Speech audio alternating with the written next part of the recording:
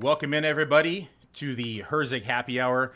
I am joined today by Justin Herzig, who is honestly the best ball player in the world, in my opinion. He is the guru over at Establish the Run. He won the Underdog Best Ball Tournament in 2020 for $200,000. He finished fourth in the DK Best Ball Tournament with $100K last year. I'm ecstatic to have you on, Justin, to check out the new Superflex Bowl. How you doing today, buddy? You are too kind, way too kind. No, it is it's Friday. As people may know from my Twitter, I've been quite busy the past 2 weeks traveling around Austin 2 weeks ago, New York this past week, just got home. So it is fun to sit back, crack open a little brewski, and let's get to some drafting. All right, let's get some drafting. We're going to get this intro done, and then when we get back, we'll have the board pulled up for everybody to start taking a look, and we'll start talking about the tournament, and we'll talk about all the different things that are happening, strategy, some high-stakes strategy, and as well as high-level kind of organization of how we want to do things and what we're thinking in terms of best ball. Stick around.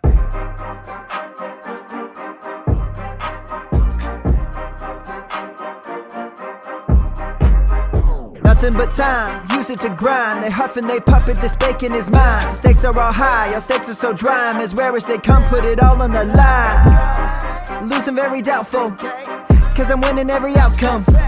I'm impressed by his guess, there's no reason to guess. Drafting like I won the lotto, but it's grind every day. Managing teams is just part of the game. Free agents, lineups, they all in one place. This is the content that can't be replaced. Speaking of place, first is the option. Win is the goal and I do it real often. Tournament entries, I already bought them. I bury the field, that's the nail in the coffin. Checking my watch, checking my clock. Grind is the time, I ain't never gonna stop. Digital, analog, never gonna stop. You ain't never gonna stop, I ain't never gonna stop. Checking my watch, checking my clock. Grind is the time, I ain't never gonna stop. Digital, analog, never gonna stop. You ain't never gonna stop, I ain't never gonna stop. Cause it's grind time, let's go.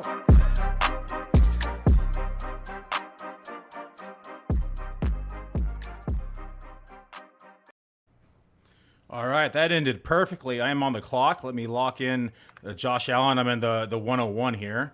Let's go ahead and get this board pulled up, and we can get this shared screen going. So let me just unclick this real quick. I'm clicking the wrong buttons. Give me a second. And let me pull up the draft board. There we go. New window and share screen. Window. Boom. Okay, we are rocking and rolling.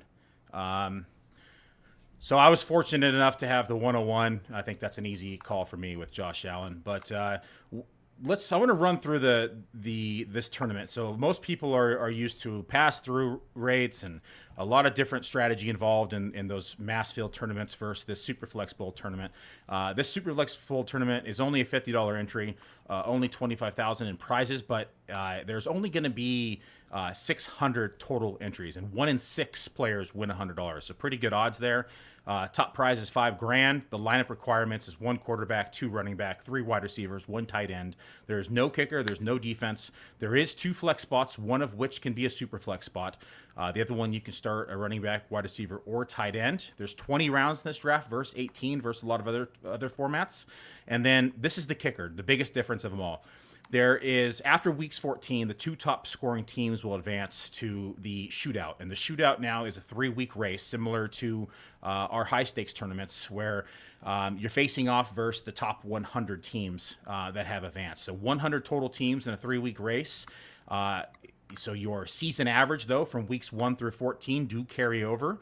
And then you get your collective total from weeks 15, 16, 17. The highest scoring team in the end, at the end of week 17, is crowned a Superflex Bowl champion. What's your initial thoughts, Justin, on the setup, the tournament structure, and just the Superflex Bowl element?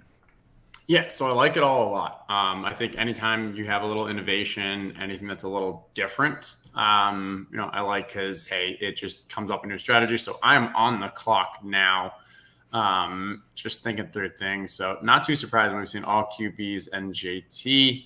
8th pick, I will probably keep that trend going of QBs. I'm going to grab Burrow. And I shared the wrong screen, so 1 second. Let me reshare that, so that way people aren't sniping my sniping my picks as I have them in the queue. We all know that happens. That's the benefit. That's what we have to give up to get such great audiences incoming. Because I'd say at least 99% of people are only here just so they can snipe us. Yeah. We have a few people in the chat. Stats Guru, who is also our commissioner, says, "Welcome, Justin. How are you?" Scott Atkins, the owner, is excited for the draft as well.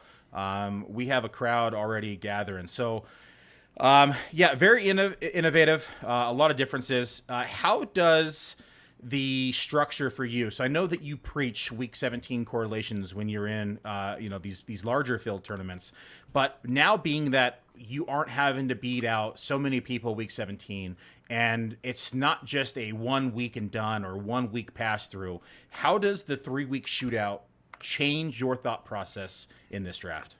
Yeah, so I think now I'm looking less at correlation from a individual team. Like here, I got Burrow, just traditionally looking for like the Buffalo players for that week 17. Instead, what I'm really looking at is the entire playoffs, and it's a little interesting because I grabbed Joe Burrow there, but Cincinnati actually has one of the most challenging weeks 15 to 17 scheduled. One of my colleagues that established around Jack Miller, he actually put out a really good article that dug into who were in those fantasy playoffs using the actual expected game projections, like the lines from that game to come up with what was their implied total over their weeks 1 to 14 average. So if we assume that, hey, the projections that we put together are for an entire season, then we're looking for uniquely where do people's projections, their games are better environments in that 15 to 17 than 1 to 14. And Cincinnati actually came in second worst. And that's not surprising when the 3 teams they're playing are Tampa, New England, and Buffalo. All very strong teams from a defensive standpoint. Now, hey, that's last year. Defenses change. But that's at least what I'm looking at when in this kind of structure. That's awesome. We have our strength of schedule tool over at Full Time Fantasy also. They also are listed as the 31st team, so the second hardest in the league for an overall standpoint. It really is a really tough shootout. There are very few teams. Miami, Washington also have very tough shootout schedules. But as much as I like Burrow and as much as I like Chase, I have kind of pumped the brakes on them since we got that schedule released, because it's a pretty nasty schedule. So although some people can be matchup proof, it does give me some sort of hesitation when I see them on the board when it's my turn to pick now. Yeah, I'd say the one consoling factor there is historically we are better at projecting the offensive production than defensive, meaning when we're confident in an offense because of the QB, the scheme, the pass catchers, the offensive line, whatever it is, we're usually more accurate in that team actually doing well. Defense, it's not random, but it's far less predictive. And so with that Cincinnati schedule, while New England, Tampa, and Buffalo all had great defenses last year, especially, Buffalo, they're ridiculous against the pass. 2 of those are also very good offenses. So if the defenses end up not being as good as we've projected based off last year, those could also now turn into shootout games where the Bengals need to score to have a chance. So there's a little kind of maybe consolation if you're considering the whole drafting the Bengals. Yeah, looking at the schedule, it's tough. And they're not only, those defense aren't just good in the air, but they're also good on the ground. Like, they're just solid defenses all around. And when you compare them to someone else like who also has a hard schedule like Miami's facing very similar teams: the Bills, Green Bay, and Patriots. And so a lot of these teams, I've really kind of backed off or downgraded players in my rankings, my projections, simply for that shootout schedule, because when you're in these tournaments, you're hyper-focused on those weeks 15 through 17, right? If you're in a home league, okay, not as relevant, but when you're trying to beat the field, any type of edge that you can get is going to make a difference. Yeah, I think that's completely fair. So I'll just talk through. I just made my second pick here. Kind of the exact opposite end of the spectrum is what we've seen in Cincinnati. Tampa, I believe, actually has the second best playoff schedule. So right behind the Jets, they're number 2. And if you look at who they're playing, they have that Cincinnati game. They end in Carolina. And then in the middle, it was at Arizona. So you've got 2 home games in December, which is great for weather. And then at Arizona, you've got that nice weather situation. So that pairs well for Brady. I historically like Dak more than Brady, but in this format where it's 20 yards per point for passing, and the Brady schedule, that kind of tilted me over the edge, tilted me to grab him above Dak. Perfect. So now that you have your 2 quarterbacks off the board, I feel comfortable asking this question, but what is your typical strategy with Superflex? Are you typically going 2 quarterbacks early like you just did? Is it dependent upon position theory and where you're sitting in a draft room? Kind of walk me through what your philosophy is with the quarterback position in a Superflex draft. Yeah, so a lot of it has to come down to, I'd say, you got to read the room. And when I have those early picks, I think the best from an actual, if everyone is drafting optimally, then the optimal strategy at the beginning of the draft is to go quarterback with a Josh Allen or some of those other top guys as well. So if I'm there, not knowing what the room is like, knowing what the optimal is, that's where I'll definitely start with the elite QBs. As the draft goes on, if you're later in one of those later picks, you can get a feel for, hey, how much does this room value QBs? And so in this situation, before me, all but one pick was a quarterback. So that told me that, hey, this is a room that you're on deck.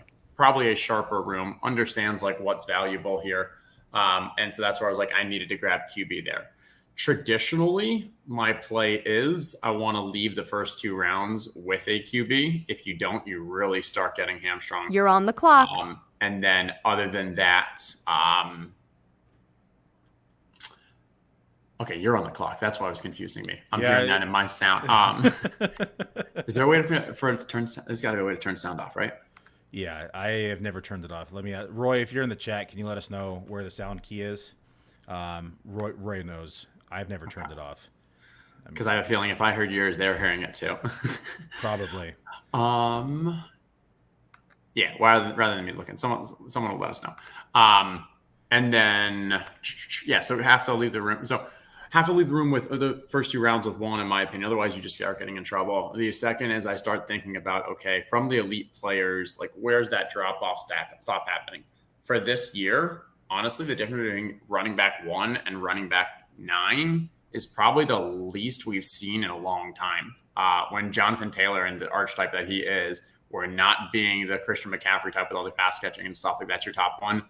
It wouldn't be shocking if your Saquon Barkley, Leonard Fournette, Aaron Jones ended up actually being the RB1 of the year. So I'm less likely to grab a running back at the top of Superflex because I don't think there's much of a jump. Wide receiver, I do think your Cooper Kupp, Chase, and Jefferson are a tier above those next wide receivers. And so if I'm going to not go for a QB, it's probably one of those guys, maybe Kelsey, Andrews, because I think the marginal value from them against the rest of the field is, positionally is stronger than what we've seen from the running backs.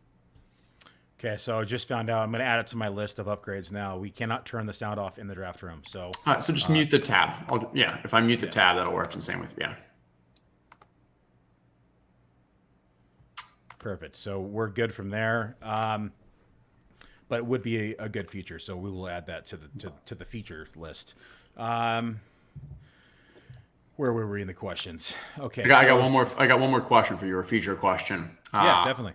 A minute on the draft clock versus 30 seconds. That seems to be a kind of against the grain from industry. What's your thoughts there? Or you just want to keep me here with you all night? I'm going to keep you here with me all night. No, it's there's just so when you're in. So, best ball is like I said, this is a new feature for us for this tournament.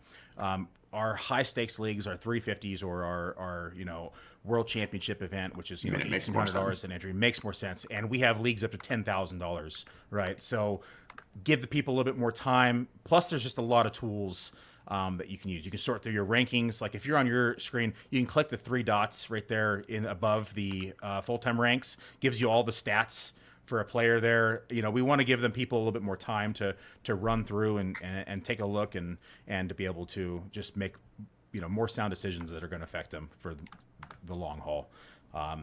That's the long-winded answer for you.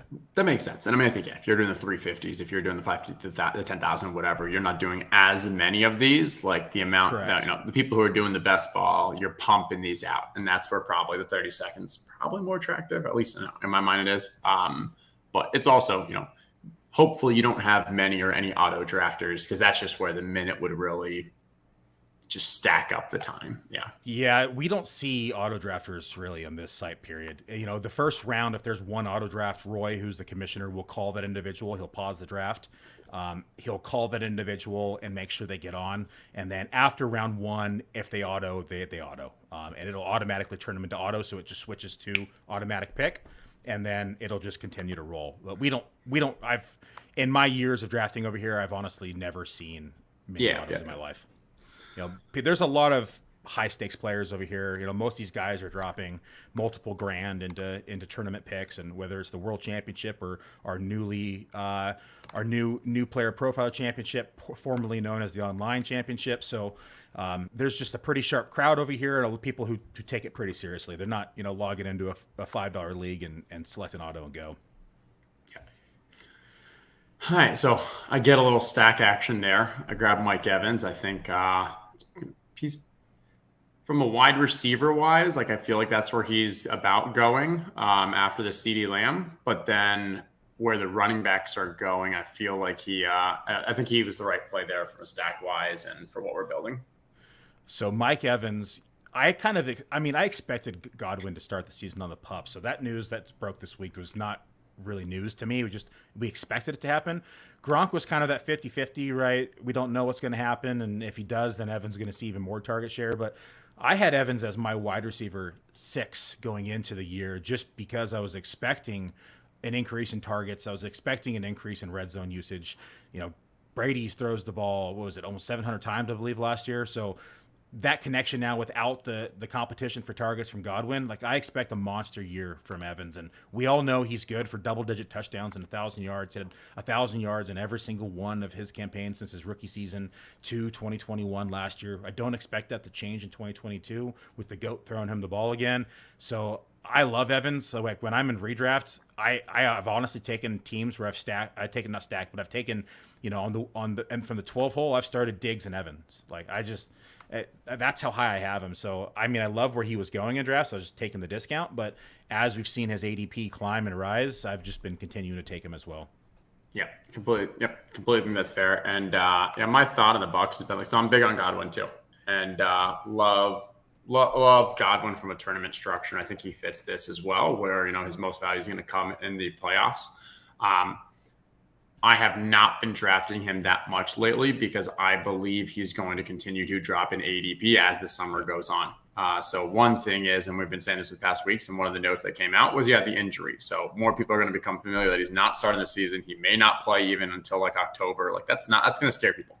2 is, who are the wide receivers that are around him and just after them? A lot of them are either guys on new teams or guys that are young rookies. And so what's going to happen during training camp? Beat reporters. Everyone's going to come out. This player is looking amazing. They're making all the connections. They get this video. So just by them moving up the draft board because of excitement, and then Godwin not making any of those plays because he's hurt, getting more info about the injury, I think he keeps dropping. And so that's where I'm going to be grabbing a whole bunch of him in that mid-late August range when I think his ADP is at his worst. Yeah, and that's what we've been preaching on the podcast is, utilizing that knowledge that he's probably going to miss through October. And rather than taking him where he's at now, we know that ADP is going to slip. Same thing was said about Javonte Williams, right? He was being drafted at peak value when he was going. I saw him go 103 in a draft, right? And this was prior to the Melvin Gordon news. And we expected them to sign somebody or draft somebody before, we did not expect him to have 100% of that role. And so when you are looking into the projections and his outcomes, 103 is best case scenario, ceiling play. You're drafting him at absolute ceiling. I was telling people, wait and see what happens. Once someone signs, his ADP is going to fall. Then from there, you're going to start getting him in round 2, round 3. You're going to be able to compete versus people who took him in round 1, and you're going to have an edge versus the field. Same thing with Godwin. I like that. So my most recent pick, I was hoping T. Higgins was going to fall, try to get those kind of double stacks with the Burrow, Higgins, Brady, Evans. But getting Lenny at that place, I think, is so fantastic. And hey, Bucs have that amazing playoff schedule. I'm making a bet that the Bucs are going to be a highly concentrated offense with no Gronk and Godwin out for a bit. And so I like how things are going so far. Great. Yeah, I like your stack. You have Are you concerned with Leonard Fournette? With Gronk being gone, he was one of the best blocking tight ends in the league. How do you think that affects his rushing upside? You looking at it more from he's going to maybe have less breakaway runs? Do you think it's going to make up in the passing game? What do you think about that? Yeah, I mean, Lenny doesn't have breakaway runs. That's not his style. Lenny's points for fantasy wise come from pass catches and from touchdowns. And with no Gronk, I don't think that hurts either of those things, and maybe gives him more opportunities. And I think OJ Howard actually was above average. You're on deck. And with OJ Howard being out in Buffalo now as well, I think it'll be interesting. Cameron Brady. You're on the clock. The 4th round tight end as well that was brought in. But no, that doesn't concern me. I just think the amount of kind of like the Aaron Jones situation, like the amount of just volume that they could see in for the Bucs in a highly productive and efficient offense. I like it. What are you thinking here? You went strong with running back to follow Allen. Yeah. There's no correlation here that I like that much, so I'm just going to go BPA on my board. I'm going to take. I could take Waddle for correlation, but I'm not going to. I'm going to take Deontay Johnson there, and then I'm going to take DJ Moore. All right, because you got chat chirping you. I'm not sure if you knew that you needed 3 wide receivers for this offense. Yeah, I remind people all the time. No, but it's fair because Underdog and has their super flex, and it's only 2 wide receivers, and the difference of what that has on your actual draft strategy is tremendous. This should feel more what your people are used to from where we're. Oh, I think we lost Justin. Yeah, so Scott is reminding me. Oh, he's back. There we go. I see you now. Scott was reminding me that we needed 3 receivers. He also thought that Fournette at 4.5 was filthy, and he was letting everybody know that the voice on the clock is Liz Loza pre-Yahoo days. So I'm sorry. Before you froze, what were you saying? 3 I think I was just saying, how if you're doing, because that's some super flex, they end up doing 2 wide receivers versus this one, you're using at least 3 up to 5. This should feel a lot more similar to kind of a non-super flex draft from where wide receivers get drafted relative to the non-QB positions. But yeah, if for formats that dropped to only needed to play 2 wide receivers, those players should honestly be getting dropped like a round or 2, and it's not happening. Yeah, it's this what's so interesting about this format, and you hit the hammer on the nail. Like when we are in a player profile championship draft or the world championship draft, like the board looks more like the right side of the board. It's the yellow sticker sale, right? And when we start mixing in the quarterbacks, value starts falling at the wide receiver position. People also push running back up the board in best ball across all formats just because it gets a little thinner and they want to have that leg to stand on. I'm more of an anchor guy. I just couldn't pass this time on Swift and Cook. I mean, those are 2 of my top 5 running backs. And so to build for me to get that value there, but it's going to be interesting. It's always interesting to see the boards and how much wide receiver gets kind of mixed around. Every board is different. I've been in drafts where we've seen the first 9 or 10 picks is all red. Like we had 16 quarterbacks selected in the first 2 rounds. And so when you said read the room, I think that's exactly what we want to do. Because if it's that red, you can't pass on quarterback. I wouldn't have been able to take Cook or Swift there. I probably would have taken another quarterback. But depending upon what the room's doing, you can adjust and make sure that you're reading the room properly in order to get the players that you think you're going to need. Yep. So how does 20 rounds? So 18 rounds is the traditional length of a best ball draft. How does 20 rounds change your strategy? I know you were kind of the creator of the 4 running back, super fragile, hyper fragile build. Does that change with 20 running backs or 20 rounds? It feels a bit of a cop-out, but structure just honestly is not as important as what you finish with. So, and you start looking at what kind of team am I? Am I going to be a 3-6-8-3? Am I going to be a 4-6-8-2? Those conversations aren't as important because the value of those last 2 spots when you're having this conversation is a 1 and you're waiting. Your first overall pick is the same as your last overall pick when you're talking 3-6-8-3 or 4-6-8-2. when in reality, the position of your first overall pick is probably 10 times more important than the position of your 20th. So for me, it's less about what does my final construction look like and more of what am I really gearing towards after that kind of 12 or 14 rounds, making sure that I just feel comfortable at each of those positions. And when I say comfortable, I don't mean that is, oh, I've got good talent in each position. I'm comfortable in my strategy. Sometimes some of those positions might be really weak, but I'm okay with that weakness because it's built into my strategy, because maybe it's dependent upon stack partners going off, or it's dependent on a hypothesis that, hey, this team is actually better than we're expecting or something.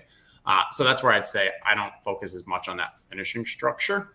But from an individual position based, I would say the biggest impact is around tight end, because in 18 rounds, when you're leaving the draft, you have starting tight ends that aren't getting drafted. Austin Hooper's not getting drafted in every one. Cameron Brate, like even now, I've still seen him occasionally getting missed. He's probably still at the very end there.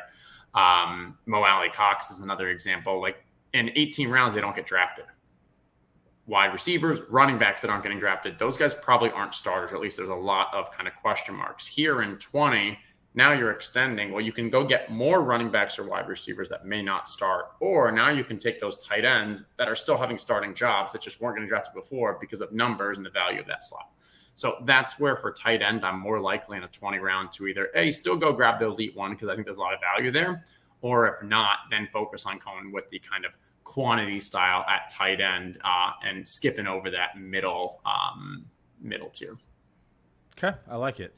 Yeah, it's amazing how much those extra two positions really change a draft, right? And it you can get a lot more creative. I think you hit the hammer on the nail. It's not going to, highlight the mistakes of drafters as easily. I think people are going to kind of get by now with maybe less optimal construction because they're able to just attack that weakness at the very end. And so you kind of touched on this, but how important is construction just in general, like with best ball? Because when you're in like a world championship or when you're in redraft, you can always fix your mistakes on the waiver wire. How does that change? How does roster construction influence your decisions when making picks later in drafts? That is a great question that I will consider after I realize that I was on a clock here. So let me think. I love asking questions when people. I know that's the best. That's the best. Yeah, so I'm working off the general rankings. That's why I just got to make sure and see. Oh, is there a player that I'm just forgetting here? PPR. I think I'm actually going to go with the tight end. I'm going to grab. Ooh. Wait, what? Did you time out? I think you timed out. Okay, well, I had him at the top of my queue. Okay, that's fine. That's fine. Yeah, we're good. Okay. Yeah, so around structure-wise, so in general, structure is the most important component of best ball. And I believe that because very, very few, probably less than 1% of people actually have enough predictive ability to win based off their player takes. Now, you may have been 40% on Cooper Kupp last year, and you may be like, no, I drafted Cooper Kupp, and that's why I did so well. Okay, well, you more likely got lucky, or you made a smart assumption that worked out. But in reality, there's very, very few people who predictive time over time are going to actually have stronger, more accurate takes than what general consensus on ADP is. And that's just a result of you have so many people who are very smart, who are making this their jobs, who are doing the projections. And so we all just kind of come together. So where are you then going to start finding your edges over time and actual predictive edges? That's where structure comes in. Now, we're not just talking roster structure around positional basis, but these also come into things around how does your team actually tell a story? Where am I kind of willing to dig into uncertainty? Where am I able to take risks? Where does that correlation stuff play? Am I going to make bets that, for example, in my team right now, maybe you could tell yourself that I'm making a bet that Tampa is going to be that highly concentrated offense between Evans and Fournette. And maybe I don't grab Godwin because I think Godwin in this team is actually, the longer he's out, if he didn't play at all this year, then this team actually rises even more to the top. So that's where I think construction is extremely important, but it's a lot more of a conversation than just, positional roster structure. Okay, I like it. Now, you You're touched on on another deck. subject that's not on our show sheet, but I think it's important to talk about. You said I wouldn't necessarily select Chris Godwin on this team because the Evans, the hedge play at this point, right? You're hedging that Evans is going to be the dominant receiver of this team. Prior to like the Gronkowski news, in You're your on the opinion, clock. I know my answer, but I'm going to assume you would never have drafted Brate and Gronk on the same team, correct? You're hedging that either Gronk is going to be the starter or Brate's going to be the starter, or do you own both of them on any roster? Yeah, so I think in that situation, I think of it similar to the handcuff conversation that I've been having with people around running backs, where let's think of, so it's a little different in this structure where you have the playoffs and it's not just a one weekly round. But if we're just talking larger kind of fantasy and stuff, we've seen the data suggesting that in a handcuff policy, as long as you are not like overspending, like getting a Zeke and a Pollard is probably not going to pay off because their cost is decently high, and the chance of them both, substantially surpassing their ADP is very low. Someone like Gronk and Cameron Brate, well, if you were drafting Gronk recently, you were probably getting pretty, not expensive, pretty cheap. Cameron Brate basically free. You could be making a bet that they move into 2 tight end spots, that Mike Evans gets hurt, that they need to pass more, and now you just have a rising tide lifts all ships, and there's actually positive correlation. You could also tell yourself a story that, hey, for these types of tournaments where you need to really do really well in the playoffs, that week 17 aspect, maybe Gronk's the one that got you there and had a great season, but your 18th round pick, Cameron Brate, he's going to be owned like at 0%, 1%, because Gronk had such a good season. So then you get to week 17, maybe Gronk got hurt, maybe Cameron Brate just gets the 2 touchdowns or whatever. You're just getting substantial uniqueness. And so that's where I'd be willing to play with that scenario. And just be clear, with this team, I might end up Godwin. I may not end up Godwin, but there's stories that for both of those scenarios. Okay, I love it. When you're drafting, is ceiling the standard? Like when you're looking at players and upside, or are you ever looking at floor plays when drafting a best ball team? Yeah, almost exclusively ceiling. I'd say, it's probably a more interesting conversation of when would I not. And I think one example would be, let's say I start a team running back. So I've got 3 very good running backs. If I'm then going to make that a 4 RB team, I could see myself maybe going and grabbing someone like J.D. McKissick, Kenneth Gainwell, somewhere who over drafting like an Alexander Madison, because in this scenario that Alexander Madison is valuable, I'm getting close. I'm looking for a guy, because I only have 3 running backs. I'm looking for a guy who's actually going to provide me weekly value.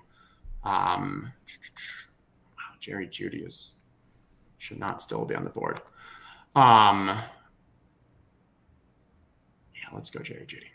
Yeah, I thought about taking him last time, but I wanted to start actually getting some correlations. Okay, so with the where were we? We were. You're talking about ceiling plays. So if I have those 3 running backs to start the draft off, I'm more likely to grab a running back that I know is going to be able to put up that 10 to 12 points, because I need that player to really just fill in some holes, maybe on a bye week, maybe on a 1 or 2 week injury or something. If I'm drafting an Alexander Madison, well, in most games he's putting up a 0, so that doesn't help me to fill in those holes. And you're drafting Alexander Madison because you're hoping Dalvin Cook goes down, and now he's going to be a great producer. If I spent first 3 round picks on 3 running backs, Dalvin could go down and Madison could be a top 15 running back and still not help my team. And so now your upside case isn't as valuable to you. And so instead, I want the case where, hey, just give me those 10, 12 points. Okay, so this kind of ties into a question that I was planning on asking later, but it goes hand in hand with this. In addition to a player's projections, how much do you weigh contingent value? So for those listening, when I talk about contingent value, like we're basing their projections on X outcomes. What is the new median projection? So for example, like Tony Pollard, and you just use Alexander Madison as one, like their cost is a compromise between their standalone projections, because if Zeke or if Dalvin Cook go down or get injured, now all of a sudden they have, top 10 running back upside on a week-to-week basis. So how much are you weighing that when selecting players? Yeah, so I always start. I mean, I'm primarily using the establish the run rankings as my baseline, and so I'll import that into whatever site I'm doing it from. But then there's definitely a bit of a tinkering, and so even like the way that those rankings get produced, it's all based off full projections. But like me, Leone, and Levitan, and a lot of the other guys that are on the team will all kind of discuss and be like, "Hey, I'm drafting this player above this player, even though our projections say this. So how do we want to account for that?" And sometimes they go in, sometimes Leone goes, "Okay, I'm actually going to give this an extra 0.5% because I think maybe we're not accounting for him getting more target share, or maybe I'm not accounting for that upside case." And so we do try to kind of create all-encompassing projections that do take into account those upside and risk scenarios. But in addition, I'm also willing to kind of tinker on my own, and then even more so in the draft room to make sure that, hey, this pick, this player, whether it fits this build or not, and how I draft for that. Okay, I like that as well. We've briefly, this kind of talks about handcuffing too. Are you a handcuffer in best ball, not a handcuffer? What's your So I would say historically I've been team no handcuff because I've been, hey, you want to play for best case scenario, you want to play for that you were right. And so when I'm drafting Leonard Fournette here, then I'm expecting Leonard Fournette to have a huge season. It doesn't make sense for me to grab a Geo or wow, I'm blanking on rookie's name right now. Yeah, there you go. And so, but now that I've kind of shifted towards, and I mean, so I'd say in this structure, I'm less likely to handcuff. But in those structures where week 17, you play against 900 people or 400 people, you need to find a ways to get unique. That's when I'm probably more likely to consider the handcuff for the potential uniqueness in those playoffs. Okay. It's probably you're talking about like that the top 3 or 5% outcomes in those, right? If not more. Right. And the crazy, I mean, so am I on the clock? I'm on the clock, and you guys let Chris Godwin keep falling to me. Okay, let's make that an easy one. That's what was it? Was it he fall or was it the bait? Was it the trap? Either way, I'll take it. We're just going heavy Tampa. So Stats Guru says 19 quarterbacks through the first 5 rounds is the average through the first 17 Superflex Bowl drafts. So we've hit the average as of right now for quarterbacks selected. So once more, 19 to the first, and what did we get to? So first 5 rounds. So if you look at the board, we just made this adjustment. So if he did say his top 5 rounds, that he said. So go to the 5th round, take a look at the quarterback. Trevor Lawrence, bottom left-hand corner, quarterback 18. So 8 or 19, Matt Ryan. So we had 19. Yeah. Yep. Average. Okay. So we were right there. Okay. Interesting.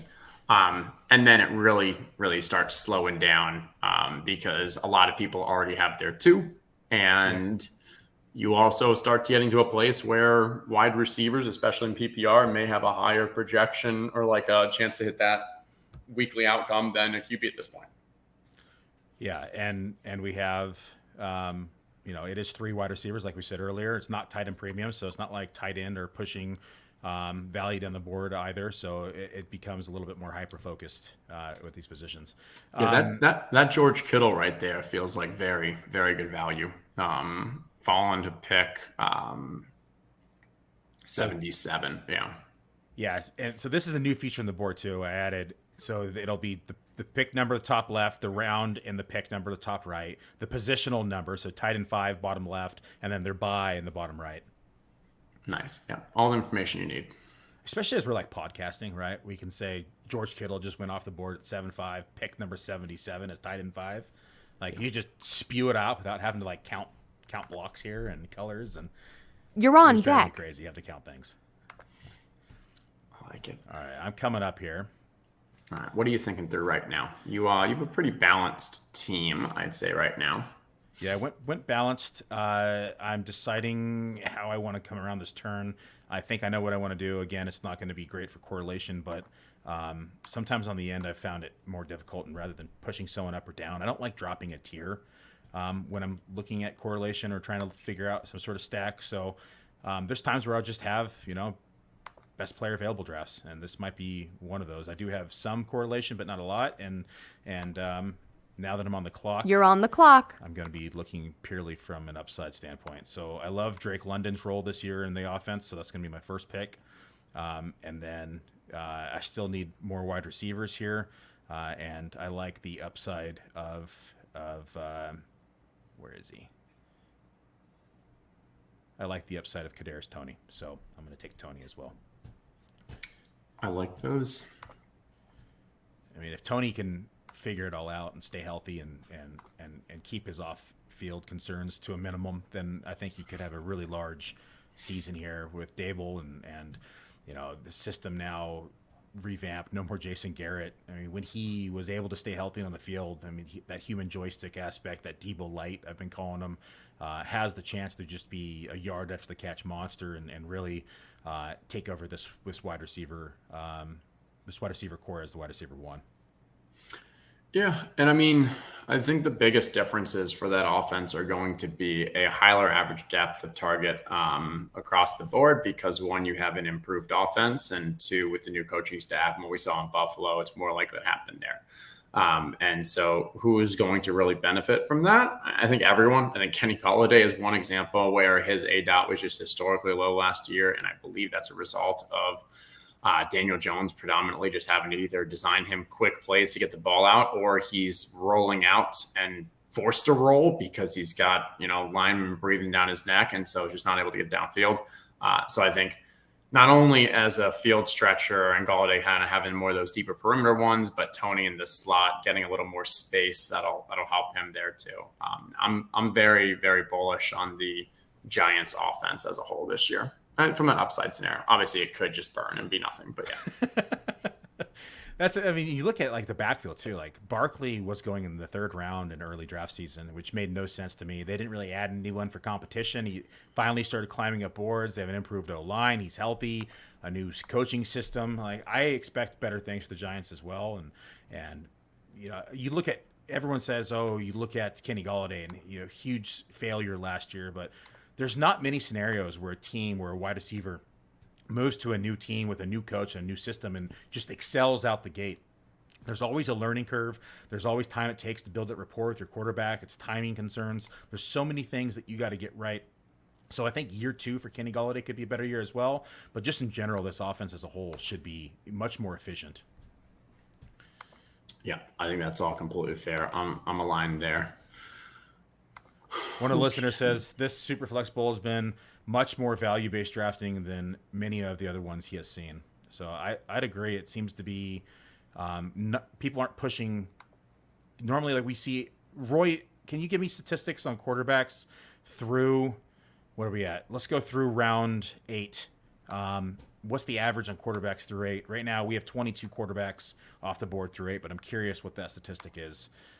Live. That's the beauty about having a commissioner in these things. We can just ask him questions, and he can give us that data. I like that. There are, I feel like as well, we're kind of in an area, there's a lot of running backs that I like. And this is the last, like shortly after this round or probably next round is when I think there's a strong cliff of running backs. So I'm looking at my team. I only have Leonard Fournette. This is a place where I probably usually start kind of saying, hey, let me start finding those. Tony Pollard is a great example there. Just got sniped. Yeah. Well, yeah. No. I saw that word. So that's what I was saying. Like, yeah, because he was second on my list. There's one other running back I like a little more than him. But right now, I think, and I was scared that you guys were gonna get him drafted by all this QB talk, but even when you do start the first 2 rounds with 2 strong QBs, you need I think it's still very important to have 3 QBs in these types of drafts. And so as Scott was talking about, this area where we only had 3 QBs taken in the last 3 rounds, that feels a bit of an outlier. Usually by this point in the draft, for me, this is where we've already got all the starters gone. And I have Daniel Jones from a projections wise, I'd rather have Daniel Jones before Matt Ryan, Jared Goff, Jameis Winston. So I feel like I'm getting around 3 to 4 rounds of value on Daniel Jones here. I like Daniel too. I am really high on Goff this year.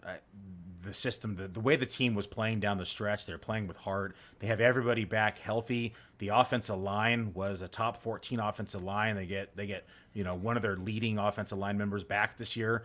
They have Amon-Ra St. Brown. They were able to get Jameson Williams, who helped on the stretch. They got DJ Chark. Hawkinson's healthy. Swift is healthy. There's a lot to like on this Detroit Lions team. Like I actually placed a bet. I know they still got to face Rodgers and beat out Rodgers, but I forget what the odds were. I put like a $20 bet on them winning their division or and it was massive odds. But I really like this team this year. I do, and I think that they're going to surprise people. Yeah. No, I mean, hey, ETR guys, So and Levitan both have a substantial bet. Nice. Put some jelly beans on Detroit. I think overall, much of our team is kind of high, on the up and up for them. Glad I'm not alone. Yeah, there's a lot of talent. Jared Goff can do enough for it. I think a lot of it's going to come down to, like, can their defense keep them in games? Because if the offense has to throw and they're down big in games, I think that's going to put them in a worse situation. But if they're able to be a little more run pass, balanced by choice, keeping the defense on their heels, and just, leveraging their talent, I think they could be a pretty decent team. So last year he had 3 weekly finishes that were inside the top 8 in fantasy points at the quarterback position. 5 of his total of 15 games he finished as quarterback 15 or better. And I just said it. He's heading into year 2 now. He's got a full year in the new system. He's got the arsenal of weapons now, and they, like I said, they have a top.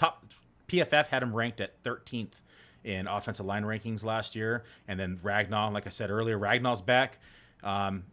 He's been going kind of as that quarterback 20 to 23 range off our boards, and for me, I think that's more of like his floor this season. And like I would honestly not be surprised if he finished as like quarterback 13 through 16 come the end of the season, if not higher. Yeah, I think he's a good value save. No. You're drunk, Billy. Go home. No. Okay. I think top 15, top 20 QB is well within the reason, and I think top 15, top 20 QB would be surpassing his ADP. And so that's why, like, especially in Superflex, I think he's not a bad pick. Not drafting him because he has, I think, less than 1% chance of finishing as a top 8, top 10 QB. And so that's where he'd be more on my Superflex radar than traditional at any form. One thing I will say is if I'm drafting Jared Goff, I'm trying to go hard on the Lions as a stack partner. And so, I mean, you have Swift, you have ASB. I love that. Because for me, it's the only way Goff has a good season is he's going to have at least 2 others who are going to, surpass their ADP and be very valuable too. So I like at least what you're doing there. And I'd probably honestly be looking for, I don't know, maybe like a DJ Chark or someone else to keep that stat going. Shh. No, this is the thing.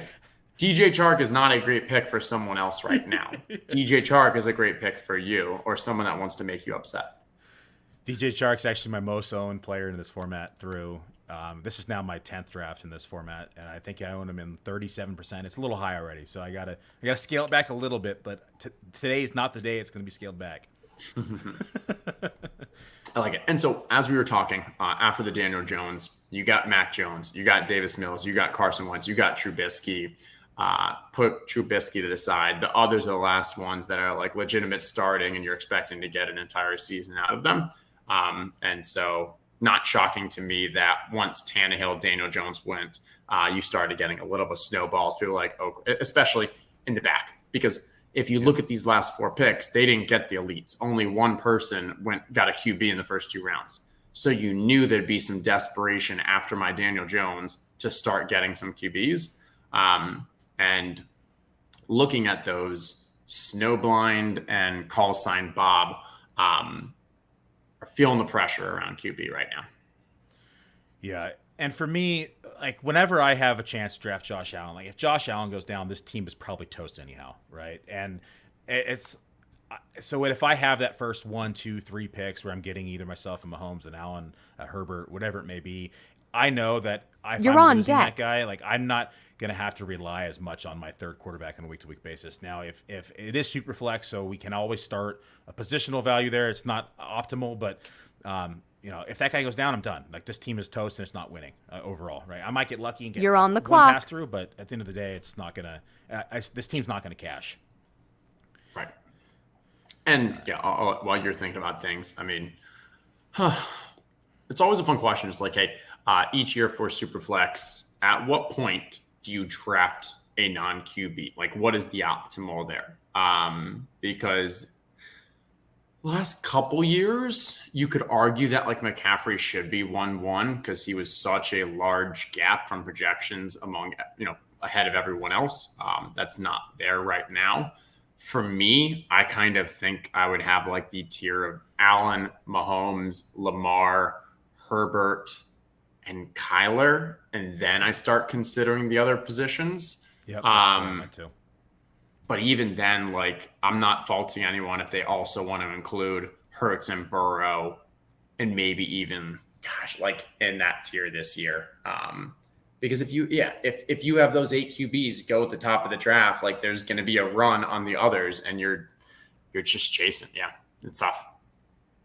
So we still have one team out there. Oh, he just took a second quarterback, as I was saying it. So threat level AM just took Jacoby Brissett as a second quarterback. Quarterback 30 off the board at the 11-3, pick 123. He's probably feeling the heat a little bit. It looks like he got behind the 8 ball after that run in the 9th and 10th round.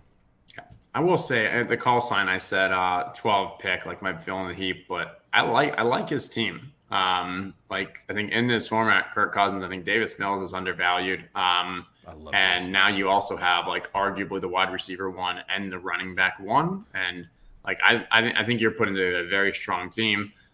Would love to see Baker just went. Baker would have been another great compliment there, but like another QB that maybe has some upside. And then if things fall right for that QB, that team is very strong. So have you built any teams where you're just kind of locking in Geno Smith and lock late in drafts and just said, I'm going to gamble on one of these guys hitting it? Is that a strategy that you think someone who's desperate position can lean on, or are you saying it's not going to be either of those guys? I'm avoiding that type of play. No, I think as it falls for the draft. Here we go. I got to pick again. Of course, I asked you a question right around the clock. That's okay. All right, we got a couple running backs that I don't mind. We're taking a look at wide receivers. We're definitely at a bit of a teardrop at wide receiver here.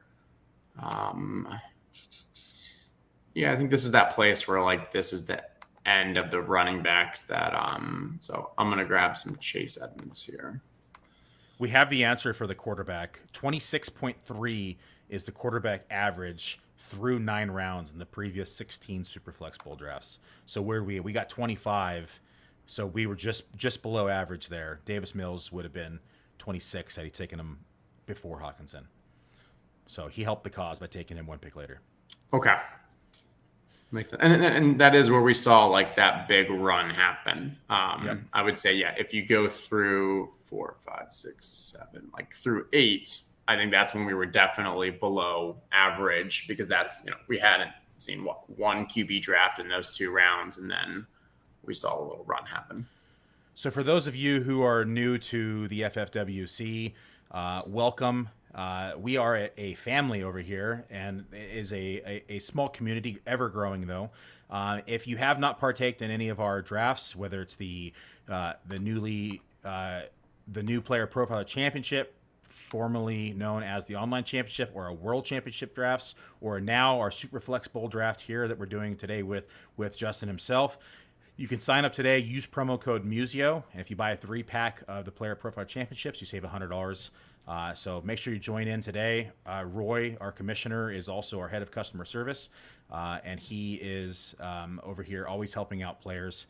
I am just a contractor. I'm here to help out, but I have no access to anything on the site. That's why I'm able to draft. I am just a huge fan of what we have done and changed things over here, and have been making sure that we continue to grow as a site. So thanks for joining us. Make sure to use promo code Muzio as you're drafting or as you're entering your first drafts and get that $100 off a 3-pack for the Player Profile Championship. We're starting to see some green, a good run of green there. So Singletary went off at the beginning, or they should say, the beginning of the 10th round, and since then we've seen 9 running backs go in 2 rounds. Tight end now, starting to see a little bit of a run here. You also mentioned, so I want to go back to Davis Mills real quick. Davis Mills, you mentioned, so he was my other sleeper pick at the quarterback position when I released my sleeper list. And you look at his run down the final 5 starts. He was quarterback 10 in his final 5 starts down the stretch. 9 touchdown passes, a pair of 300-yard games. And of those 13 games played, he finished as a top 15 quarterback in 6 of his 13 games started. In weeks 5, 8, and 18, he finished as the quarterback 1 with 24.7 fantasy points, 21.4 fantasy points, and 27.2 fantasy points.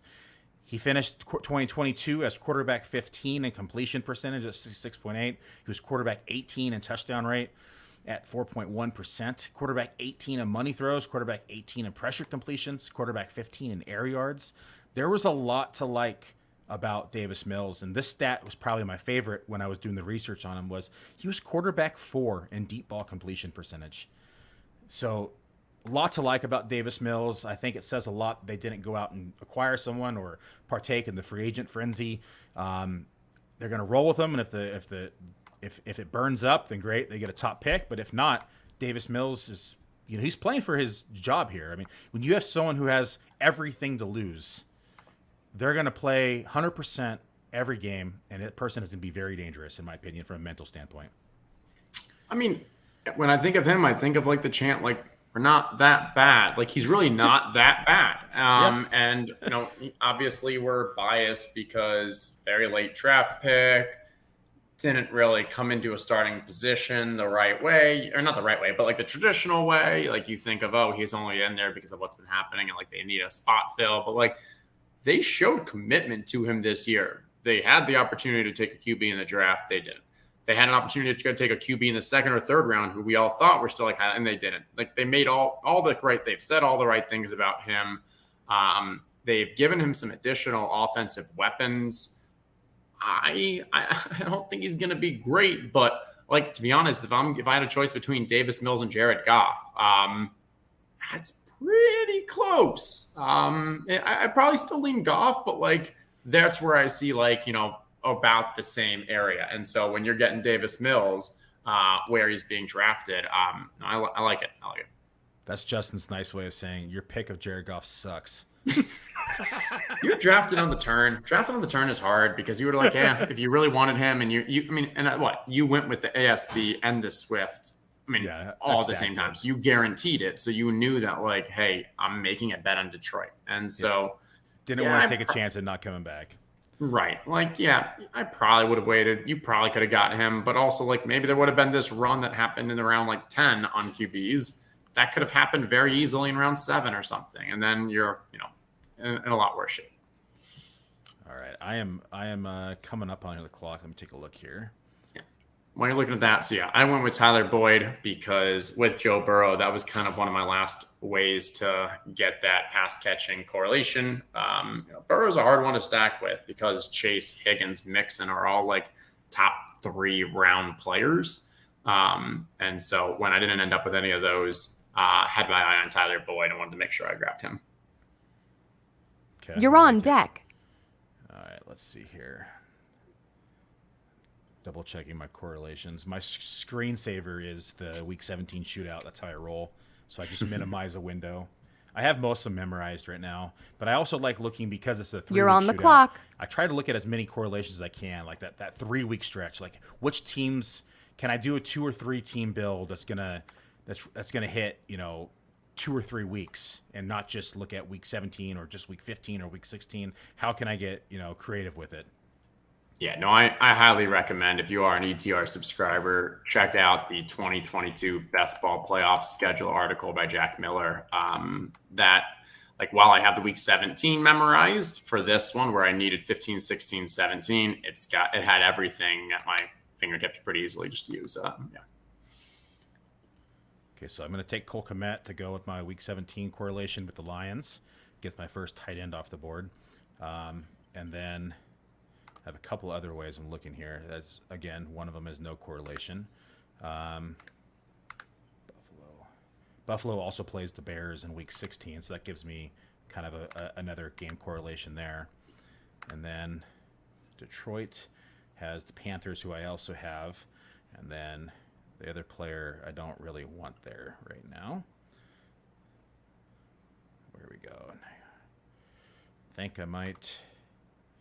Yeah, I'm just going to take the player. I can wait on the other player. Okay. That gives me my 7th receiver now. All right, so overall, how are you feeling? Taking a high-level look at your team, how do you feel? Yeah, I'm not crazy about it right now. Again, I'm not crazy about the 1, 2, 3 hole in general. I actually prefer to be in the 10, 11, 12 hole. I'm not crazy about it. It's one of those things like, okay, I like it, but I don't have a lot of correlations in this draft. I feel like I've either had to push players up or reach a little bit on them. I think overall, though, I like the base running back core I have. Again, I took the same approach I did with quarterback, as if one of these guys is to go down, this team might be toast anyhow. So I wanted to go by pushing wide receiver down like I did and taking my first wide receiver at pick 48 at the end of the 4th round. I wanted to load up just a little bit more in that wide receiver 2/3 range. So I went heavy, hence the 7 receivers that I have now.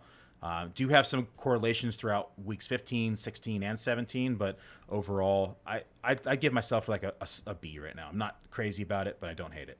Yep. Did you consider Crowder instead of Jacoby Myers to get your Josh Allen correlation? Yeah, I was saying that he might make it back. I was going to push it, right? So yeah. I'm not sold on Crowder right now, honestly. Like, you're already hearing camp news right now that McKenzie is pushing for slot reps. I mean, they re-signed him early in the process. That position, I think, is up for grabs. I don't think it's going to be 100% Crowder. And we all know Crowder has injury concerns. That size of frame, he's consistently been injured through his career. There's been a few times where I was pushed the player down, hoping they might make it back, and they hadn't, like Knox. I thought he was going to make it back. He didn't. So he went ahead of ADP in this draft. There are a few instances in here where I had taken the chance and risked it and took the better player on my board, and it didn't happen on the way back. So I've made some adjustments, but I did consider Crowder there, but I'm not sold on him at that position. Yeah, no, I think that's completely fair. And yeah, I mean, I wouldn't say I'm having him in too many of my actual drafts, but the puppy loves Jameson Crowder. Yeah, and I think Jacoby Myers is just underrated too. I mean, yes, they added Parker, but you look back, his touchdown, he's due for positive touchdown regression. There's just no way he's going to be that dry of a spell in touchdowns. And you're hearing Mac Jones is getting more comfortable throwing the ball, and yes, they're probably going to run the ball, one of the most times in the league. But I still think that Myers is a huge piece of this offense. In the passing game, and will be for 2022. Yeah, and PPR is always a lot better for Jacoby Myers too. I do think when you look at their running splits last year, I think they ran 31st. So second most. They were 31st in passing. But if you remove that one crazy game, I think they move up to like 23rd if you get rid of that kind of crazy weather game. Game. Yeah, so 23rd is still not good, but it's not as bad as kind of what those macro numbers look like. And I do think it's going to be really interesting from an offensive coordinator situation there, because they really don't have an offensive coordinator. They kind of have 2 defensive coordinators. Like, I don't know if it's the Joe Judge situation, like what's going to happen, or if Belichick's just doing this kind of like to ride high and show like, hey, I can win without an offensive coordinator. But speaking of New England, Ramondre Stevenson. Yeah, he slipped. I almost took him there, honestly. Yeah. Too good to pass up at this point. The running backs compared to the wide receivers that are available on the board were better. So I feel great about pairing the Fournette with Patterson, Edmonds, and Stevenson, 3 of these last 4. All guys that could be the number 1 running back on their team. Yeah, Stevenson, in my eyes, should have been going around that, Ronald Jones area 2 rounds ago. I have him ranked ahead of McKissick, Pierce, all those guys. So I considered him there. Just I like some running backs late that's available in this format. And I think that seems early for Haskins. Yeah, very, very. The James White situation makes Stevenson actually that much more valuable, because if James White likely going to start off in the pup, if he ends up staying or maybe getting cut, just doesn't have the role that we think, Stevenson becomes the more likely pass catcher there. And we've seen how explosive Stevenson is. And I think a lot of us still remember that preseason game along the sideline where he just had that huge 70-plus yard run or whatever it was. He's the kind of guy that can not only win over the entire job, but have the major role as the pass catcher. Yeah, Stevenson really showed. He was someone last year that I had just missed on identifying talent, right? You said yourself, like, oh, people just get lucky, right? That was one of those scenarios where I was just unlucky. When I was watching his tape, I just didn't love his tape.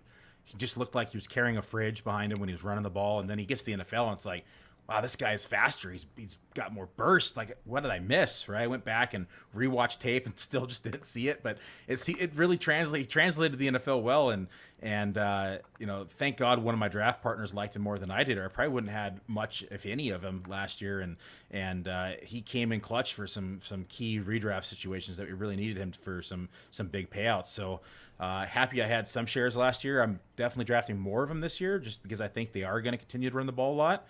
But Stevenson, in my opinion, should not have been there on the board at 13-8. And I think when we think back to what was the trying to remember the actual game last year, but it was maybe versus Jacksonville when the New England basically running backs put up like 5 touchdowns or something. Stevenson had 107 yards against Jacksonville. It may have been that game, but yeah, we know that he has the ability to actually carry it. And if you see any injuries, I'm excited for that one. Okay, talent was. All right, now, yeah, I am. Tim Patrick was at the top of my board there. He just went. I don't really have much correlation here. I'm too looking for. Both of the Tampa and Cincinnati are highly concentrated offenses, and that's what I'm making bets on. So there are a couple wide receivers, and we were talking about him earlier. Don't do it, Justin. I think I got to. Going with the Crowder. Had him in the queue. Yeah. If it was Tim, I would have gone Tim Patrick ahead of him. But I think it's, hey, PPR style, I'm making a bet on offenses, and no better to do than Buffalo. And I believe Buffalo plays, I think we said both Tampa. No. Buffalo plays Miami, Cincinnati. Bears, and Bengals. Yeah, okay. I knew it was a Cincinnati one. But yeah, so. All right. I'll throw something else in the queue. Let's take a look. Let's take a look at the board. Or how are you feeling about your team, actually, so far? Let's take a look. So my quarterbacks are Burrow, Brady, Jones. I think that probably leaves me with the best quarterback grouping. I'm trying to see like Herbert, Rodgers, but then Mariota. No, I like mine better. Murray, Lance, and Trubisky. Hurts, Dak, and Carson's maybe the one that's closest. But no, I think I've got the best QBs on the board, so happy with that. The correlation and the overall linking with Tampa with the Evans, Fournette, and Godwin.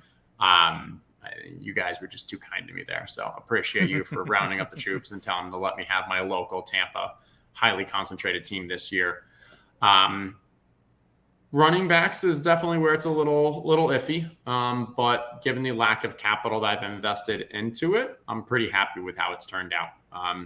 So I think this will probably end up being a 3 QB, 2 or 3 tight end, 6 running back, and then the rest wide receiver team. That's, this is where I said, hey, after around that 12, 13 is where I start thinking of what my structure looks like. And it's not so much about that end goal, but where I sit right now and where I need to complement with those final picks. Okay. I like it.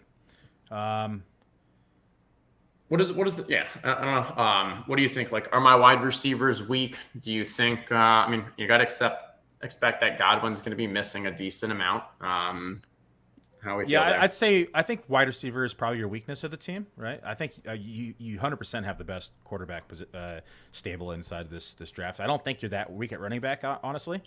I would say wide receiver is probably the weakest, just based upon Crowder's injury history, Godwin starting the season probably in October till PUP, right? And You're that on leaves you with deck. 1, 2, 3, 4 receivers and a half right now, right? That's going to be on a weekly basis in a 3 wide receiver format.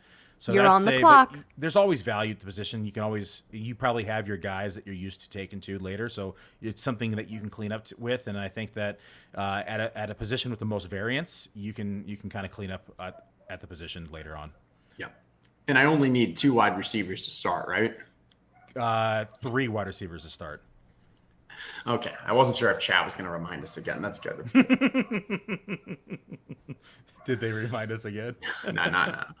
They'll catch up. I'm excited to see him here. This has been one of my plays every draft, or one of my most owned drafts. And he's kind of hidden in the rankings, honestly, is Tyrion Davis-Price. Okay. I mean, you can't tell behind me, but I kind of like the Niners as well, so it's kind of a homer pick. But news out of camp is that he has been securing that number 2 role, and I think that he's going to mix in quite a bit with Mitchell. I mean, we showed Mitchell was breaking down towards the end of the season, had that knee injury, and was kind of playing banged up. So I think that they know that he has some durability concerns, and it's the Shanahan offense. Running back always seem to get injured. So anytime that you can have a running back in that offense who may step into a more significant timeshare, I think is a good pick for best ball. Yeah. And I think he's an example, as you were talking about earlier, hard to rank him based off projections, because how are you going to even start with projections for him? Like, okay, so your base projection is in the first, like, he starts off with maybe 15 to 20% of like the carries or the touches in game 1. And that ramps up to maybe somewhere near 30, 35, 40. 40 is even high, to be honest. And then I have him at 30, 35 range. Yeah. And like, so that's maybe your upside case, but then there's also, but what if he actually wins the job? Because if he wins the job, now he's touching 60%. Yep. You still have so many carries being spread out in the offense when you have Debo and you have Trey and such, but he's a very difficult one. And you kind of just got to say like, hey, keep him on your radar and he fits for this team. So I'm going to draft him and go from there. Yeah, his contingent value is all over the place. Right? It really is very hard. I mean, who knows? I could be completely wrong, and they're going to run Mitchell 18, 19 times a game, and they're not going to give anyone else the ball again. That's what we saw down the stretch, right? But Wilson had injuries. Trey Sermon was running like a stiff board, so there was reasons why they were giving him Mitchell the ball every single time. So now that they have another back there, though, I'm hoping that that's not the scenario, that that's not the case, and my projections have it more like you said. I think that realistically it's 30, 35%, not out the gate, but I think that's what it'll build into. Yeah. Okay, coming on up. What are you thinking here? Yeah, so as we talked about, so I looked at the running backs. Right now, I think we're kind of at a bit of a dead area for running backs where like it's a handcuff or an upside's an upside. Okay, I am on the board. Right now I'm looking at what I think the people after me are going to draft. Ertz is his only tight end. Knox is his only tight end. Hawkinson is his only tight end. So I'm going to grab another tight end and go with Irv Smith. And that's why I asked for that feature to be out at the top, right? So again, not having to count stickers. You can just look at the top and say, oh, he's 2.471, he's 3.362. Like, to be able to have that information and make that decision quickly, because it would have taken me 10 more seconds to sit there and count stickers, right? Or look at it and analyze. Yep. So I love the fact that you can just take a look at that now and just see exactly what their construction is. Yeah. I think that, and I do like to see though, because obviously if you only have Dawson Knox versus only having Kyle Pitts, that's a different situation in your likelihood to draft a tight end here. But when I saw that, hey, one guy only has Ertz, one guy only has Knox, one guy only has Hawkinson, those are. All right, there's Logan Thomas. I wouldn't be surprised if we see the Knox and Hawkinson team, at least one of them also include a tight end. There it is. Yeah. The run. Yeah, I mean, yeah, and that's where there were a couple wide receivers that I liked as well, and there were a couple tight ends that I also liked. And at first, I was like, well, I'd be happy with either of these tight ends, but looking at the board and seeing like, no, there's a high expectation that tight ends were going to go. And so I'll take the top of my list with Irv. So I have a busy day today. We're recording with you here. Once we're done, I got a couple hours in between. Then we're doing our red versus blue draft, the Player Profile Championship, again, formerly the online championship. It's a $350 entry. Some of the previous champions are going to be joining us, coming on the show. So that's going to start off at 9 o'clock Eastern for all of those who are here if you want to watch that draft. And that is a redraft tournament. There's $50,000 up top, 1,200 teams inside that tournament total. So another redraft tournament. We also have our World Championships that are going to be starting here soon in July.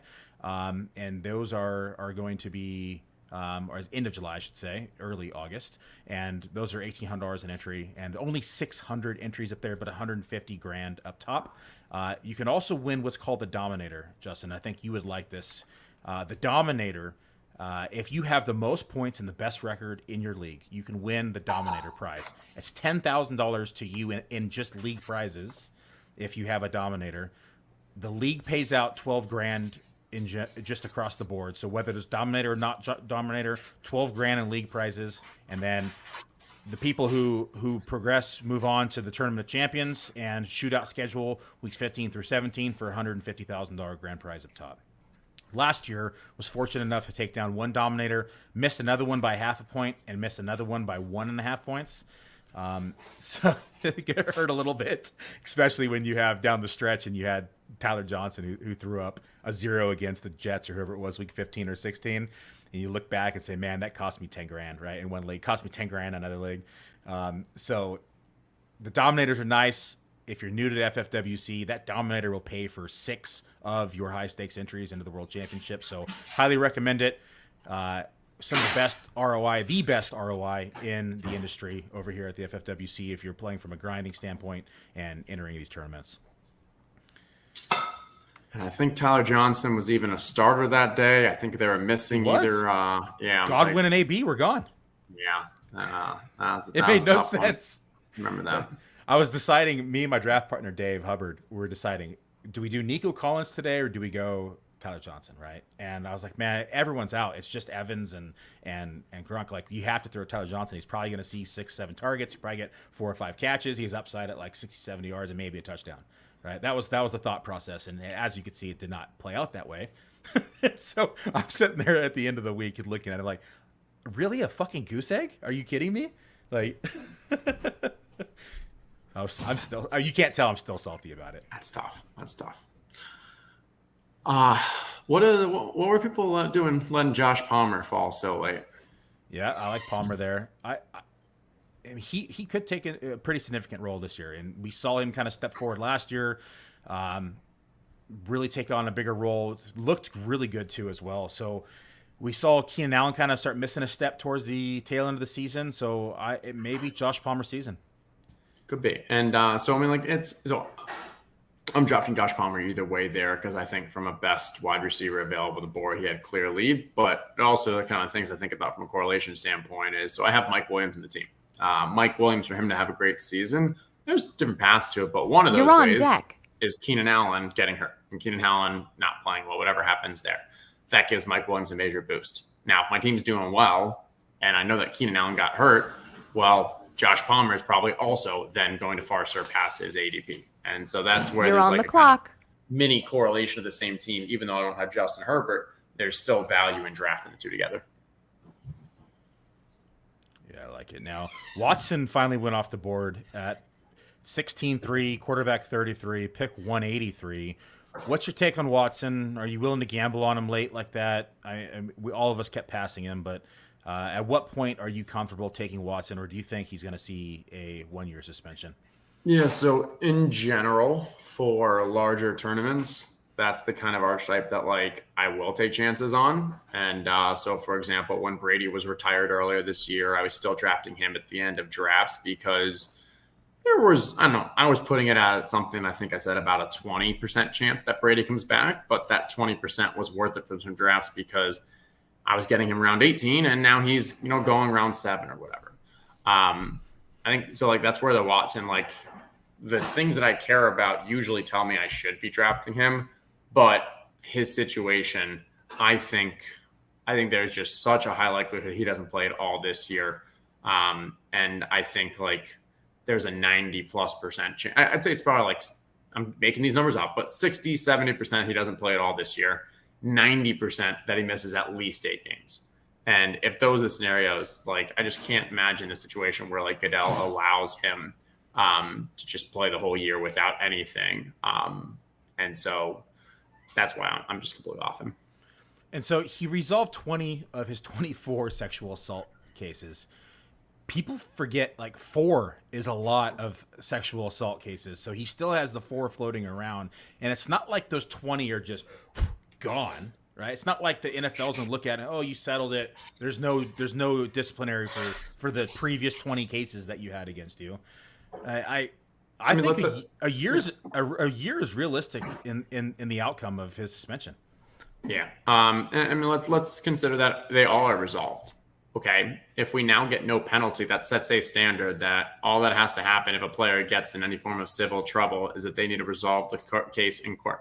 Case out of court. And so that means you are now putting a value on what it costs for you to resolve this case, knowing that you are giving up. I mean, if you resolve the case, you'll then get your salary back. And it's just, that's a horrible precedent. It's a bad look. I don't expect that. And then the other thing is, I think there's a chance, like, yeah, I think there's talk about like suspension is not only this year, but indefinitely. And we saw that with Ray Rice, Justin Blackmon, Josh Gordon. It wouldn't be it wouldn't be, I think, that outside of the realm of possibility. Okay. Comment we have from Cav Wheeler is settling as an admission of guilt pretty much guarantees a suspension. I think there's some validity to that as well. Yeah. You're on the clock. Yeah. So I got Wando Robinson at the top of my queue. Gives me that Daniel Jones correlation. We'll make that one. I like him a little better than the Sterling Shepard because I was on a pod earlier this week with Josh Norris and Hayden Winks, and Josh Norris was given actual football takes, which was great to have because I have very few of those. But talking about how like, hey, it'd be very unlikely that you have both Sterling Shepard and Wando Robinson on the field at the same time. Just the way that that team lays out. And as I said, we're bullish on the Giants. So give me some rookie upside with Wandale this late in the draft. Well, and didn't he tear his Achilles? Right. That's Sterling. Yeah. That's not an injury that you just recover from unless you're Cam Akers apparently, but everybody else is usually close to that 2-year mark. And it was late in the season.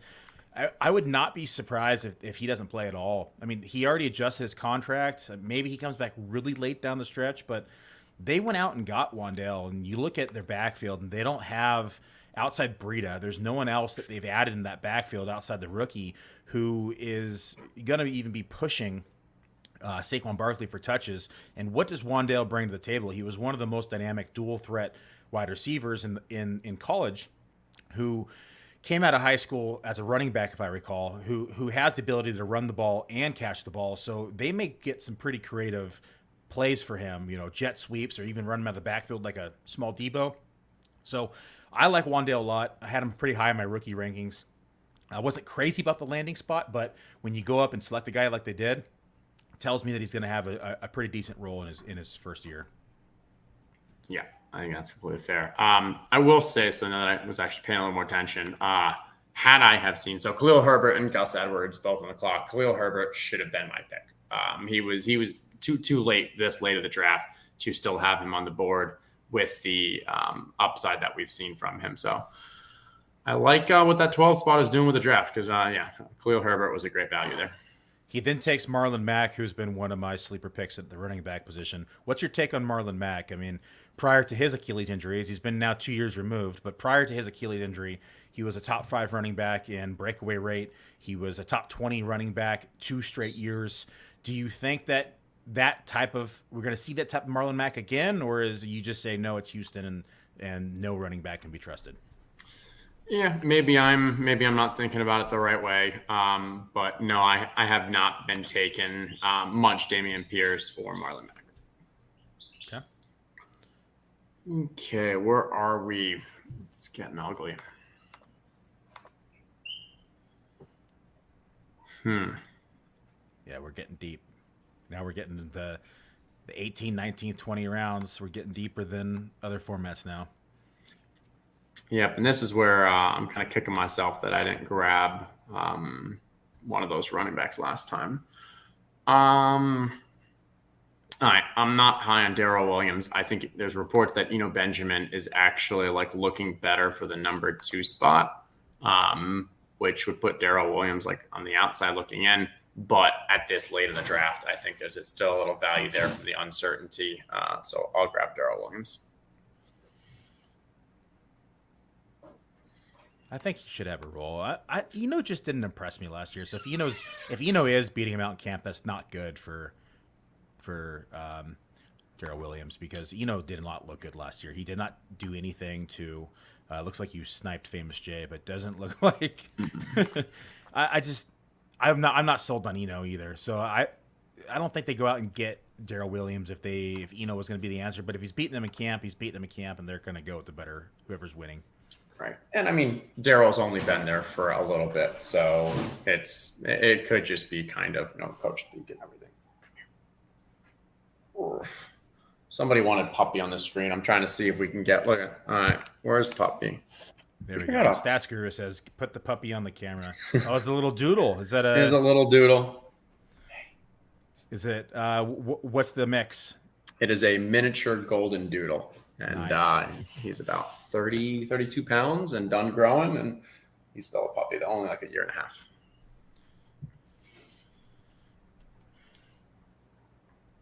I love doodles. They're such good dogs. Oh yeah, he's a good one. All right, we are coming near the end of this. What's important to you to finish this draft off and call it a success? I don't want to say it right now because I'm going to wait till 9 o'clock. But yep, no, that's completely fair. There's one piece here that I need, and then a couple upside picks that I like. Okay. I'm looking through. I'm sitting here right now. I have 7 receivers, had 7 for a while, so I'm going to want to add at least 1 receiver here. I waited on tight end, so I found it necessary to take 3. If I get too early or 2 strong ones, I only go 2 tight ends. Like if I had a Waller or Irv Smith like you, I'm fine just taking 2. You're on deck. But pushing my first tight end to Cole Kmet, I find it necessary to take 3 at that point. Yep. Nope. I think that's completely fair. And I like Austin Hooper. So Austin Hooper, we see, is already showing a great rapport with Tannehill. We've seen Traylon Burks having his asthma concerns and not being able to be on the field in practice. There goes the player I was hoping actually was going to make it. I was going to take a gamble on Darnold. You're on the clock. That didn't work. So I'll give you, because I think Desmond Ridder would be a great fit for your team. Ritter's in my queue. I'm thinking about it. You're going to have Josh Allen throughout the season. You're expecting Jared Goff to at least carry you. But if your goal is to kind of win in the playoffs, that's where it may be more valuable for you to have a high upside number 2 QB. I have Ridder in the queue, and I have I was hoping Darnold would make it, but Ritter's the second one here. I want to get crazy. Malik Willis. You went with Hooper. I don't think he's going to see much of the field this year. I do like him, though. All you need is playoffs. You just need him on weeks 15 to 17 for that team. I also thought about Jimmy G, who's probably going to start slow with a shoulder injury, who might get to a team and start later in the season. But I think Ridder is the answer. And then I also I know he's not on a team yet, but I love the upside, especially in the 3 wide receiver league. And once he is signed, he's going to shoot 5 rounds up. It's going to be Will Fuller. So that's just a pure upside play, pure gamble, because at this point we're picking names that aren't going to be necessarily the starting second or even third wide receiver on their team. And once he signs, I think he immediately steps into a number 2 position on the team. Yep, I like that. I had Will Fuller at the top of my queue. I've been drafting a bunch of him. Every day that goes by, though, I get a little more concerned. Right? It's like, why hasn't he signed? Yeah, I had some conversations earlier this year with someone who knows him pretty well personally. And yeah, he didn't know either. Only thing he could really give me is that we should not expect him to go to a cold weather team, specifically Green Bay. But we'll see. I was initially actually thinking that like, hey, he was holding out to figure out if Deshaun Watson was going to get suspended or not, and then if that was if he like, not too bad, then go over there. But like legitimately, he may only have like 9 working fingers, and that's not a recipe for catching a football. Didn't he also have some mental health concerns as well? I know he was battling mental health when he was. It might have just been the Dolphins in general, but it's. I remember that being something in the beginning prior to hurting his finger. I remember hearing that as well. It's tough, but even when he played, like he's just so good. He's such a valuable asset to a team when on the field and healthy, and I guess in a good mindset and all. But yeah. So it looks like we have a question. It is best ball Superflex. All the reds at the top were down at the bottom already, so it's right there for you.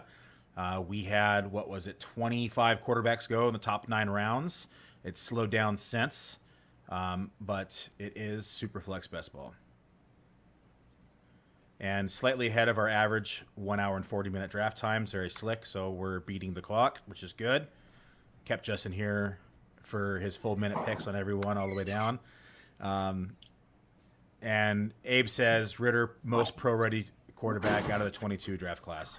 I agree. I think Ritter is pretty darn complete. I like Pickett as well, and I think Pickett has a good shot at have some playing time, but Ritter was, in my opinion, the most pro-ready. All right, last couple picks for you. What are you thinking here while in round 19? Yeah, so they're going to end up with a wide receiver and a running back. And for this one, I've got a couple running backs that I think are all pretty much the same thing. So whichever one I end up with isn't that big of a difference. But I think Campbell at least has routes to be an every downed and decent player, just if he can stay healthy. I had Campbell and Will Fuller on the top of my list last time. I went with Fuller just because it's on brand for me. But Campbell, you're hearing good things out of camp, and we knew he's always had the upside. He's always had the ability to be a great wide receiver in the NFL. It's just he's had some fluky injuries, and he just hasn't been able to stay on the field. But if he can stay on the field this year, Matt Ryan, a quarterback, he could have a really damn good year. I mean, if you want to trade Will Fuller, I don't know if this is allowed, but I like Will Fuller too. I do too. Okay, we're coming to an end though. Let's see. See if I can zoom out for people who can see the whole board. That might do it. Nope, still can't get the full board. Then it gets too small. We're going to go back in. 20 rounds just puts it just outside the reach from a zoom-in perspective. Can they see that on the bottom? Yeah, they can. Sometimes the graphics overcover the bottom round if I move too much. But yeah, so all on this with a running back, and overall, I think team is pretty decent. I like it. I feel better about the wide receivers, getting some late value there with the Josh Palmer, the Paris Campbell, Robinson's, whatever, but it's got the correlation. But yeah, I think this team can definitely be competitive. It's funny. The tight ends actually are probably giving me a little pause, but in this format, tight end's probably the least important position when it's PPR and 20 yards for a QB in Superflex. So if that's this position that I end up actually being weak at, I'm okay with. Yeah, I left this draft pretty weak at quarterback. I'm not crazy about Ritter as my third, but again, if Allen goes down, it's just this team's toast anyway. So I'm going to take the chance. Goff and Allen make it through the year, and I can fill in that super flex position. What is it, week 6 and week 7, and then hopefully make it out of there okay. Yeah. Looks like Mark Ingram went. Okay, yeah, I had him as a potential with the Kamara news. Yep. But as I mentioned, there were a few that I liked, and so I'm going to be grabbing Sony Michel here. That's a good pick. To round out this draft. And now I got the Chase Edmonds. I have the Sony Michel. If that team just ends up being more run heavy, if Raheem Mostert is actually nothing, then the two of those where I don't consider them handcuffs, but I could see the two of them both performing their ADP just because of the way that offense plays.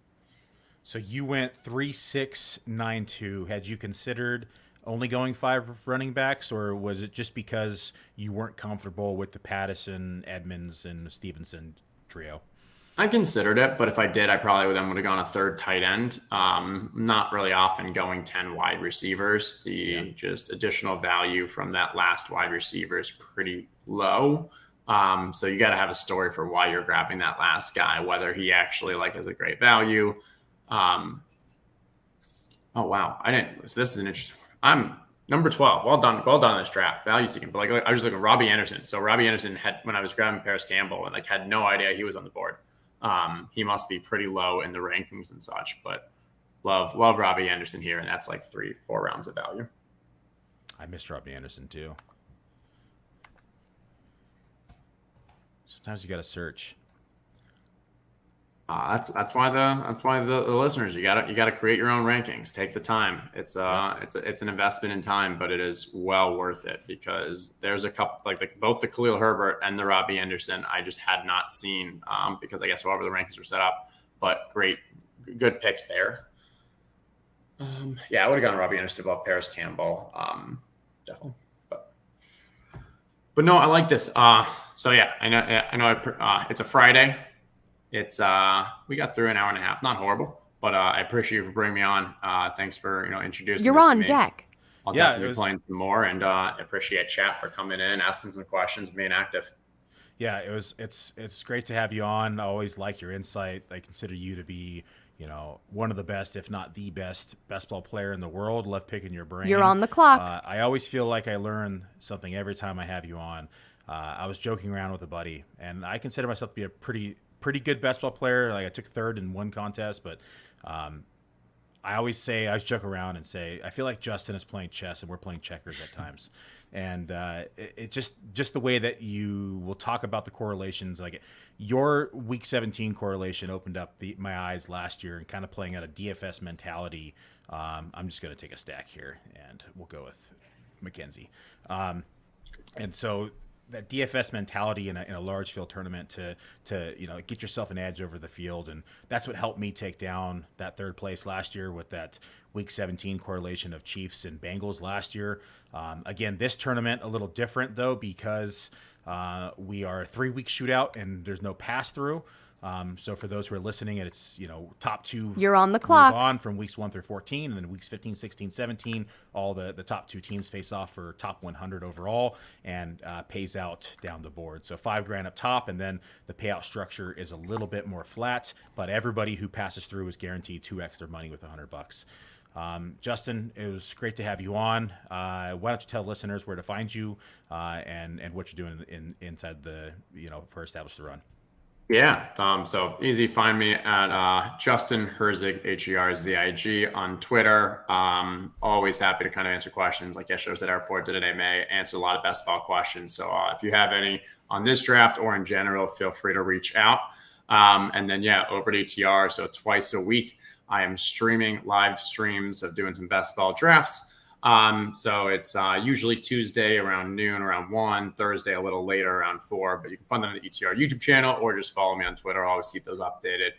This is the summer of best ball. We are just getting started. It is grind. It's going to be a fun couple months, and always happy to chat with people. So feel free to reach out. Thanks again, Justin. For those who are still hanging around, come on back at 9 Eastern. We're going to do the red versus blue draft here for the FFWC. It's going to be the Player Profiler Championship. We're going to get that thing kicked off. Scott Atkins, the co-founder and owner of the FFWC, is going to be joining me for it's going to be the 10th season now for the FFWC. So join us there. Live drafts, lots of talk, lots of beer. See you then. Take care.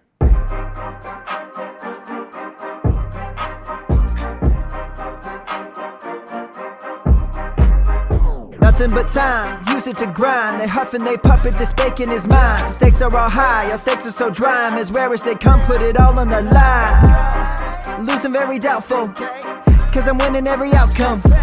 I'm impressed by his guess, there's no reason to guess. Drafting like I won the lotto, but it's